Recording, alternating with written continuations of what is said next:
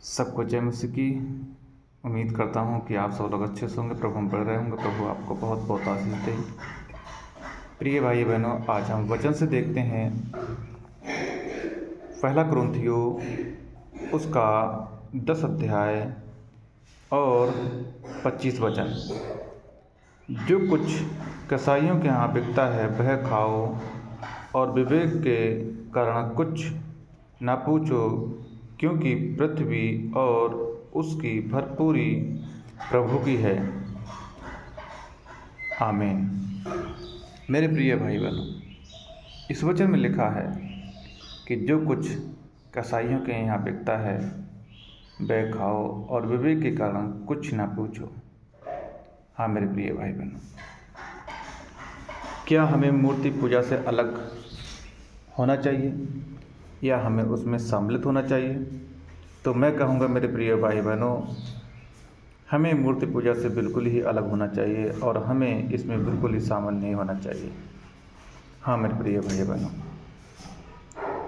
और आगे वचन में लिखा है, अगर तुम्हें कोई अविश्वासियों में से तुमको न्योता देता है तो वहाँ जाओ और तुम्हारे आगे जो कुछ भी रखा जाए तो उससे खा सकते हो।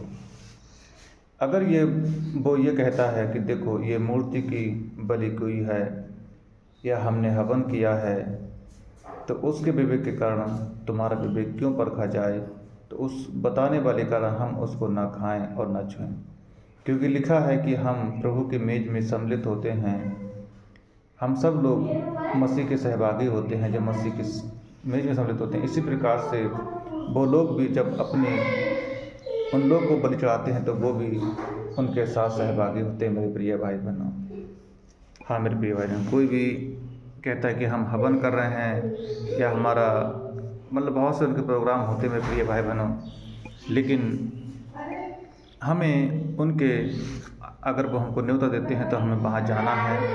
लेकिन इस प्रकार से नहीं, अगर वो हमसे कहते हैं कि हम हवन कर रहे हैं कि हम पूजा पाठ करेंगे तुमको आना, तो इस प्रकार से हम उनको साफ साफ मना कर देते हैं।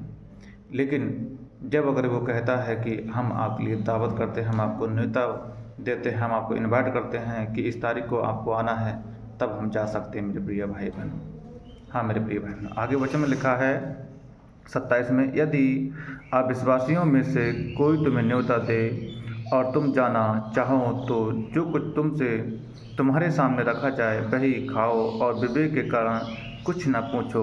परंतु यदि कोई तुमसे कहे ये तो मूर्ति को बलि की हुई वस्तु है, तो उसी बताने वाले के कारण और विवेक के कारण ना खाओ।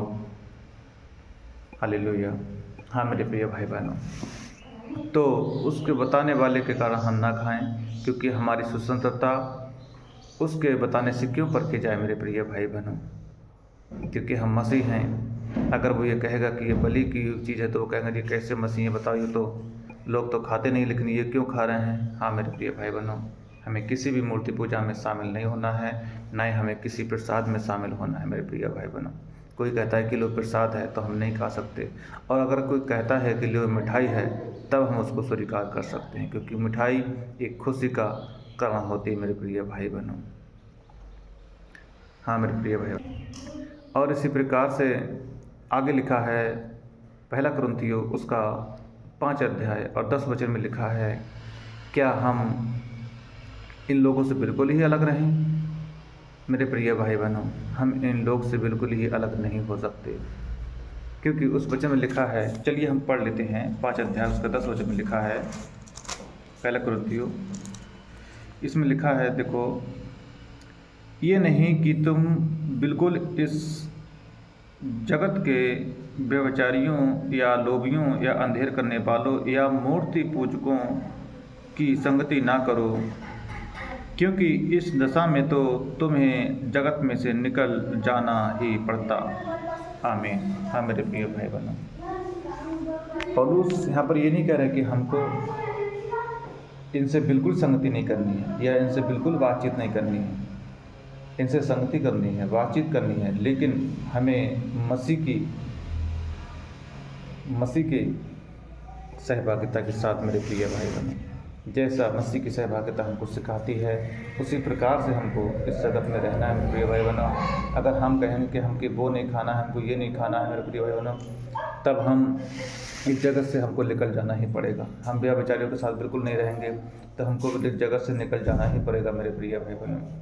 क्योंकि देखो, अगर हम कहीं पर भी जाते हैं, बाहर अगर मार्केट में कहीं पर भी जाएं, किसी दुकान पर भी जाएं, तो ऐसा कोई नहीं होगा जो अपनी देवी देवता को धूप ना चढ़ाए, उसके बाद ही वो अपना सामान बेचने के लिए दुकान खोलता है मेरे प्रिय भाई बहनों।